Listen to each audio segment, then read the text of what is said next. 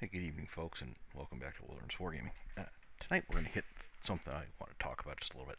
Now, I haven't had a chance to play a 10E game just yet due to being out of town, and I won't probably get to play one for about another 3 to 4 weeks, another month. So it's going to be 2 to 3 months into the edition before I even get to play one, unfortunately, but that's okay. It's just how life goes.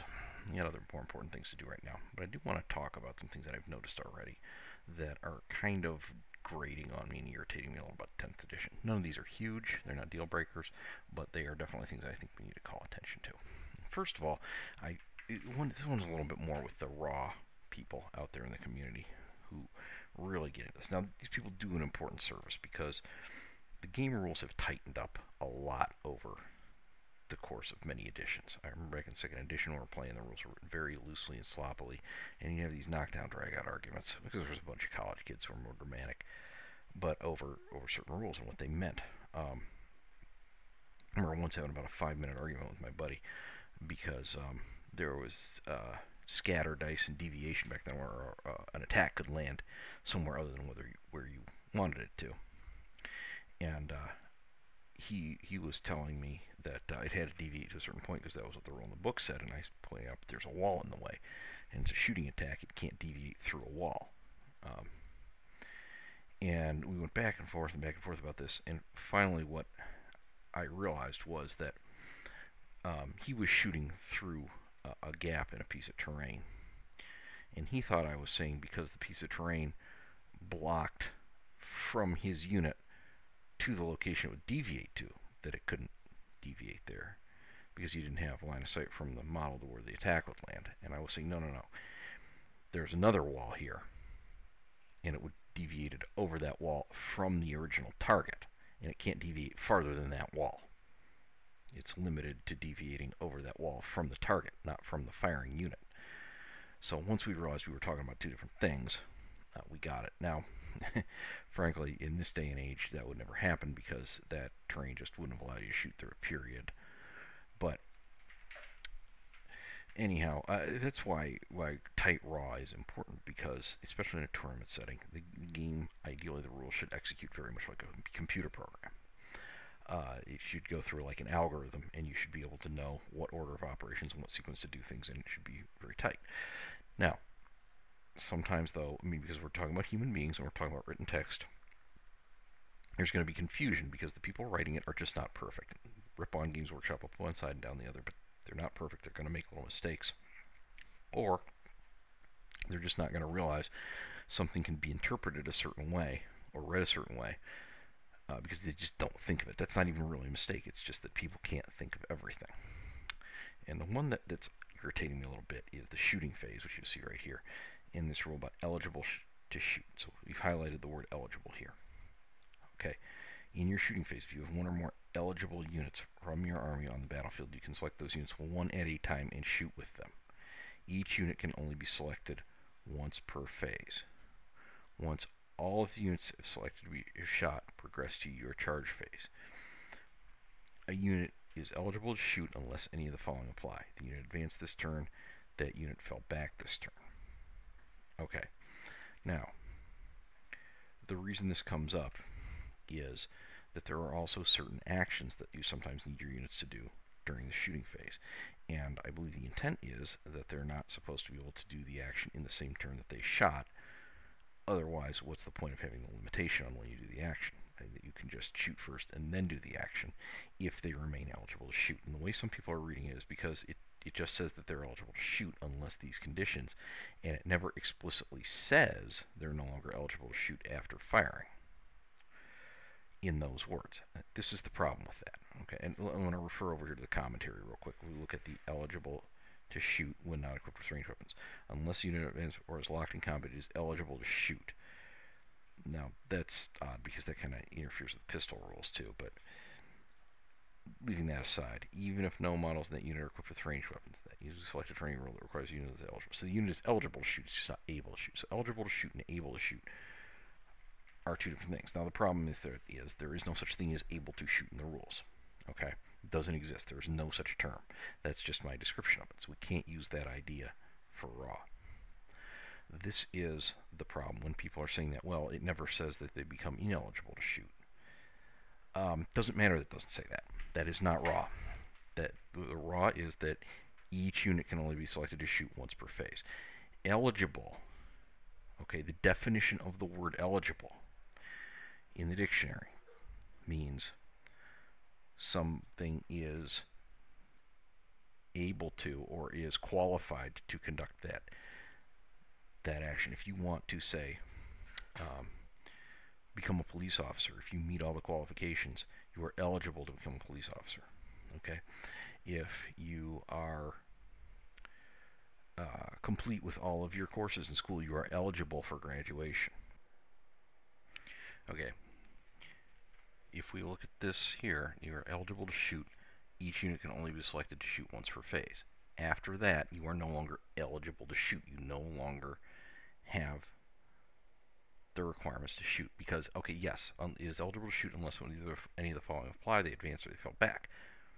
Yes, this is a list of requirements. Guess what? This is also a requirement. It can only be selected to shoot once per phase. In other words, you can only have the unit fire per once. Once it has shot, it is no longer eligible to shoot because it no longer meets the qualification of it hasn't shot yet this phase. Okay, period. End of story. The fact that it's not down here in this list is irrelevant. It's stated in a different place. Tough. That's just formatting. That is how it is. Now, yes, it would be nice and neat if they put this down here and then put it clear that the unit was no longer eligible. That would be more clear. But it is very obvious from this statement, each unit can only be selected to shoot once per phase. You are no longer eligible to shoot if you have shot, because that is what the word eligible means. Okay? That's in the dictionary. You don't get to change it because, well, raw, it says this the way in Games Workshop's rule. No, no, no. The dictionary is the dictionary. Games Workshop is not the dictionary. Sorry, tough. That's pretty much it. If you are doing this, please stop doing it. If you are running tournaments this way, you probably stop. Enough about that. Okay. Next up, okay, points. I want to talk about this. This is something I was not thrilled about. So, as I'm sure everybody's aware now, they made it so that the points now correspond to basically the number of models in a box. So if you have, here's my sisters, of course, 5 sacrosancts, or if you have 10 sacrosancts, or if it's a battle sister squad, now you're stuck with 10 because that's the size of the box set. This is actually, this does have an upside. If you're a new player or somebody starting a new army, this is very, very handy because you're not left with extraneous models, and you're not trying to field a squad and having leftovers and wondering how you're going to use them because you're trying to wedge a certain number of things into your available points. The problem with this is that for people with existing armies, it wasn't the case in the previous editions, and so you can't do that. There's really no reason for this. There's really no reason this couldn't have been 11 points per model, or this couldn't have been 13 points per model. That's just kind of obnoxious. It's especially obnoxious when you get the fact that a lot of armies kind of can do that because they come with certain models that can be built various ways, like the custodians here. 2, 3, 5, or 6 for your Alaris Terminators. Custodian guards 4, 5, 9, or 10. Even the squads or box sizes are 3 and 5 respectively. Prosecutors for some reason here 4, 5, 9, or 10. I guess that's because you can make a Knight Sentra out of one of them. That's the only thing I can figure.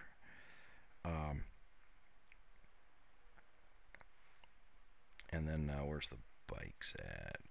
Bikes, same thing. 2, 3, 5, or 6 because you might have made a bike captain out of one. I don't know why you couldn't do that with the sisters, because you know what I've done? I've taken a superior that I didn't need and made an extra canoness out of her, because you need like 9 different canonesses for all the different weapon configurations, and they're way too small to magnetize. So I'm not thrilled about that. The other thing, and this is more specific to the sisters, this is kind of a sub thing. The Repentia squad, 5 or 10, and the Repentia Superior is part of the squad now. Well, nobody was running around with 3 or 4 Repentia Superiors because they were not all that useful in the previous editions. So they were great candidates to make more Canises or Palatines or whatever out of. Guess what happened to them? So now you've got 18 Repentia. You can only run one squad of 9 of them plus the Superior. Not great. It is great in the sense that now you're not stuck with that extraneous useless model, but it's not great if you have a bunch of extra Repentia and you're not sure where to get a Superior from. And some armies just got a lot more love in this than other ones did. Also, you had weirdness going on here, like in the Death Guard, they completely forgot that Plague Marines come in squads of 7 for some reason. So you have 5, 7, or 10. So a little bit of love there for the Death Guard, but nobody else quite got that. At least we didn't lose the war gear options. And then the final thing, and this is the thing that really drives me crazy, is the legends. Okay, first of all, this is Space Marines Warhammer Legends. Where is Brayer Thatch Metal? Okay, I get it. This is all this stuff from the doggone the Horus Heresy, but he's not in here. And if we go here to Marines, I guarantee you he's not in here either. Let's search in case I'm going crazy.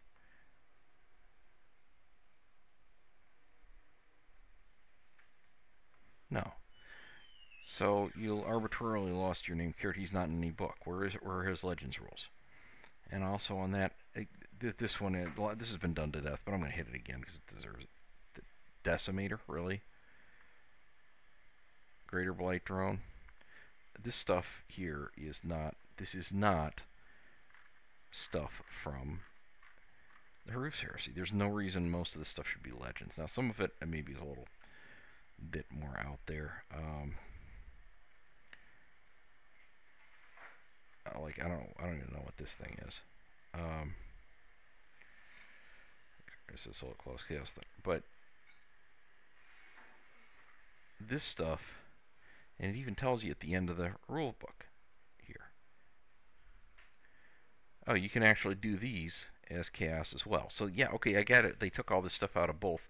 This part made sense, putting these things in Legends. Oops, this does not. This does absolutely not. This Decimator, this one ticks me off more than anything because I bought 2 of them. And you don't even have, we don't, as far as I know, we don't have points values for them yet. And then a few models just outright did not get rules at all, even for Legends. Yeah, it doesn't make me very happy. Anyhow, that's all I got for right now. I'll let you know if I change my mind on these things or whatever.